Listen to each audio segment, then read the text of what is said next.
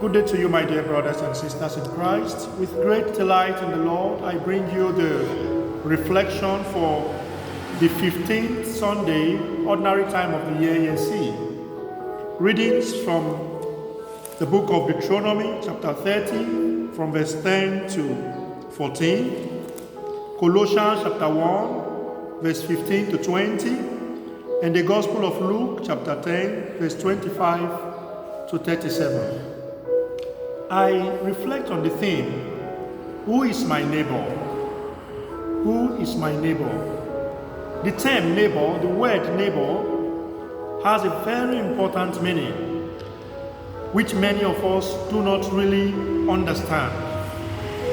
But with the explanation of Jesus to the lawyer in the gospel reading today, the meaning of the term is very clear.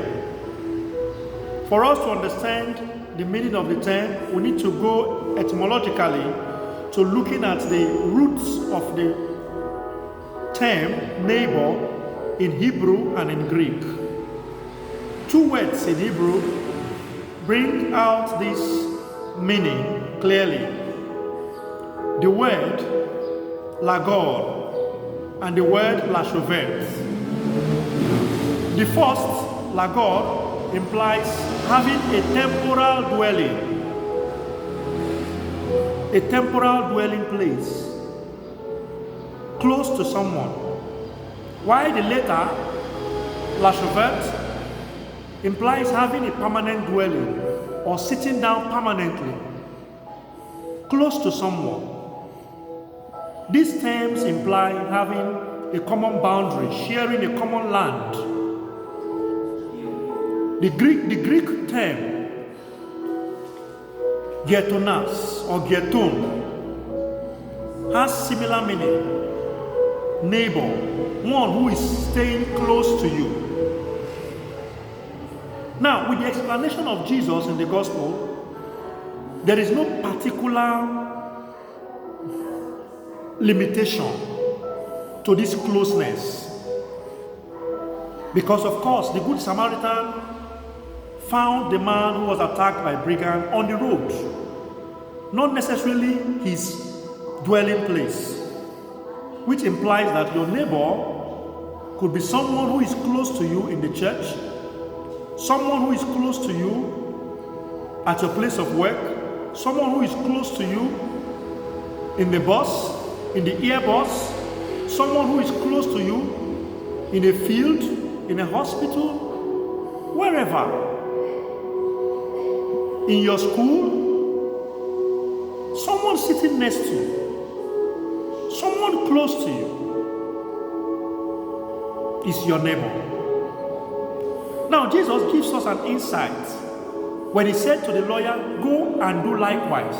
In other words, we should not wait to expecting someone to be a neighbor to us. We should be a neighbor to the other. To be a neighbor implies to be a brother, to be a sister, to be a friend, to be a father, to be a mother, to be a child to someone, to act in love, to act in compassion, to act in genuine, sincere love with relation to the other. That is what it means to be a neighbor. According to Saint Teresa of Calcutta, the greatest suffering in the world is the suffering of the unloved. When someone lives in this life and does not have the experience of love, that person is indeed suffering. And there are lots of people like that who have no food to eat, who have no clothes to wear, who have no dwelling place, who have nobody to call a brother, or a sister, or a friend, who grieve in pain, in sorrow, who are alone in this world, no shoulder to lean on. There are many people like that, many orphans, many widows and widowers, a lot of people who are sick and have no one to cater for them or to care for them. We are to be neighbors to these people. You are to be my neighbor. I am to be your neighbor. In the book of Genesis chapter 4, after Cain had killed Abel, and God asked Cain, "Where is your brother?" He said, "Am I my brother's keeper?" Many of us do not know where our brothers and our sisters are. We do not care. We think only about ourselves. And that is not the purpose of God. It is I and thou, you and me, make this world a better place. So if I concern myself with myself alone, with my interest alone, I am not living in accordance with the will of God. The will of God is that you be my neighbor, that I be your neighbor. And the commandment of God is clear. As the first reading talks about, it's not something we need to go far to get. It is with us. It is in us. It is clear to us. Love your neighbor as yourself.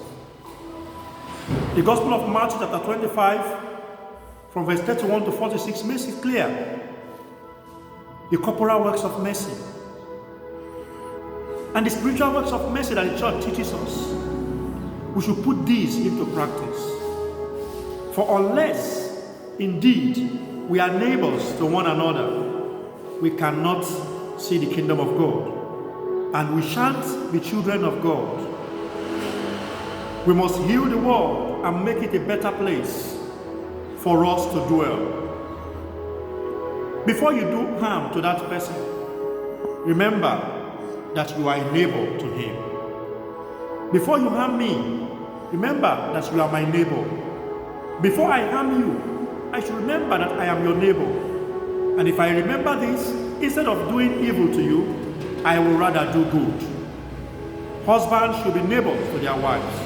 Wives should be neighbors to their husbands. Parents should be neighbors to their children. Children should be neighbors to their parents. Brothers should be neighbors to brothers. Sisters should be neighbors to sisters. We are one family. Let us love one another as Christ has loved us in the second reading, redeeming us by his blood. May the Lord bless this week for us and keep us. In the name of the Father, and of the Son, and of the Holy Spirit. Amen. Peace be with you. Amen.